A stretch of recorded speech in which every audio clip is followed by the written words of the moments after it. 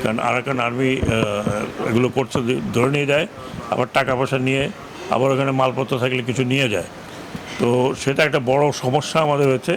এবং সমস্যাটা এখন আন্তরাষ্ট্র বলা যায় না, কারণ ওটা তো রাষ্ট্র ইনভলভ না, ওখানে ইনভলভ হচ্ছে একটা রেবেল গ্রুপ। এখন আমাদের রাষ্ট্র ব্যবস্থাতে বা আমাদের এই অবস্থাতে কীভাবে রেবেল গ্রুপের সাথে কোনো আলোচনা হচ্ছে কি হবে না, সেটা সেটা করবে পররাষ্ট্র মন্ত্রণালয়। পররাষ্ট্র মন্ত্রণালয় নির্ধারণ করবে যে এই সমস্যাটা আমরা জানি, পররাষ্ট্র মন্ত্রণালয়কে দেওয়া আছে। এখন একটাই করতে পারি, আমি আমাদের হোম মিনিস্ট্রিকে বলতে পারি বিজিবি টহল বাড়াতে, এবং বিজিবি টহল বাড়াতে, এবং আমাদের যারা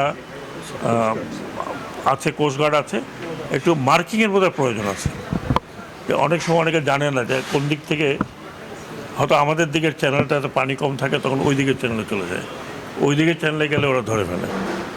তো কাজে এটাও একটা মার্কিংয়ের বিষয় আছে, সেটাও আমি বিআরডব্লিউটিএ চেয়ারম্যান এখানে আছে, আমি বলবো যে একটু দেখতে, যে মার্কিংয়ের ড্রেজিংও করতে পারে না। আমাকে বললো যে ড্রেজিং করতে গেছে, ওখান থেকে ফায়ারিং করে।